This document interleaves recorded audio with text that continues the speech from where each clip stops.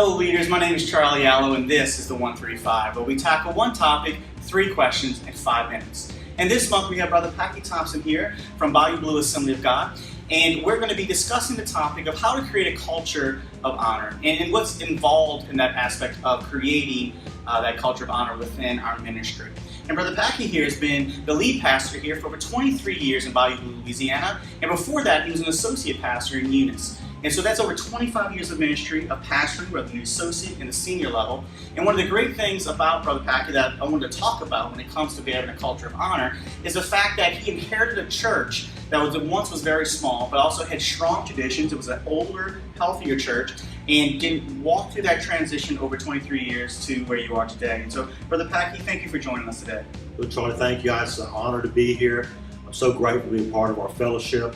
Grateful to be the lead pastor here at this church. Great church. Love our people and love what God's done here. What is one thing that you have found that is good for a minister to do in creating that honor, to respect our elders and respect our traditions of those who come before you, while being yourself and doing the things that God has called you to do? Well, I think the first thing is to be genuine. I think that when we come in, we begin to start a new assignment, whether you call it a culture, an assignment, or a new place in life that God brings us to as pastors. We come in here and it's to genuinely love people. We came in 23 years ago. I was 29 years old. My wife was 24. The closest person to our age was 10 years older than me. The church had very strong traditions and the old line Assemblies of God thinking. I came in out of the Catholic Church into the Assemblies of God, so I didn't have the older ones. So when I came in, I began to learn who everyone was. I began to learn the history of the church. I asked questions, I listened to people, and then we began to build that trust between me and them. And it's through that process that as I learned to trust them, they learned to trust me, and I've been able to lead the church since then. What is a mistake that ministers do that accidentally causes dishonor or accidentally causes people to distrust the pastor or the leadership or the vision as we move forward in our ministries? Well, I think one of the things that a lot of young pastors do because of inexperience, and a lot of times I think because they're intimidated and they don't have a lot of self-confidence, is they want to talk about their positive features. They want to say, hey, compared to the guy that was here last, I'm not going to do the things, he made some mistakes and it's obvious. And so you want to say, hey, this guy did this, but I'm here and I have this. And we want to share our resume too often with people. The problem is the people who love the previous pastor are offended because they feel like you're putting him down.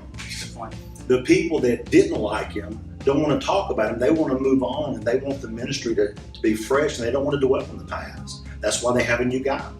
And the ones that didn't know him, well, they think you're just bragging. And they have no idea why you keep on talking about how good you are, because they don't understand that you're trying to get them to see that you're not somebody else, and you just want them to see your positive qualities because they don't know you. And we make a mistake doing that. We just need to live it and love it. We come into the place and we just are who we are. And they see who we are. We don't have to keep telling them how great we are. If we do, we're really not.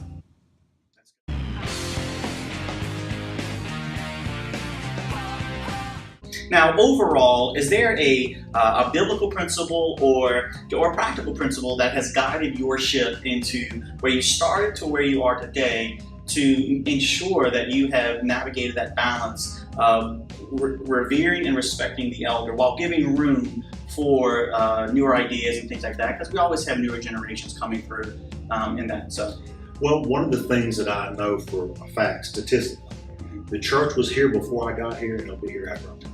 Okay. And so the biblical truth of reaping and sowing is always there. If I want to reap into my life honor, then I have to sow honor. If I want those to come after me to honor my memory, I need to honor the memory of those who were before me. And so I believe that the scripture says to us to give honor where honor is due.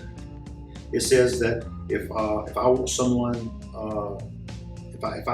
to love me, I need to love them. that whatsoever I sow, I'm going to reap. And so I believe that biblically, if we will just love other people the way we want to be loved, we'll treat other people the way we want to be treated, just go by the golden rule, then we'll know that we can expect or reap what we've sown. And I think a lot of times pastors think that the church is going to make it or break it upon them, and it's just not true. Statistically, we can look back and see that people were ahead of us, and hopefully, if we do our job right, people will be behind us.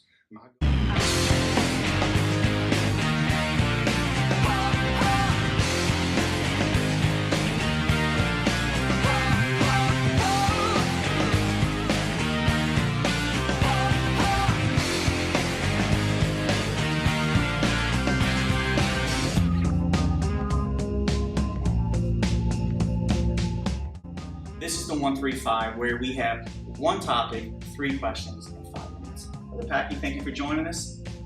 God bless.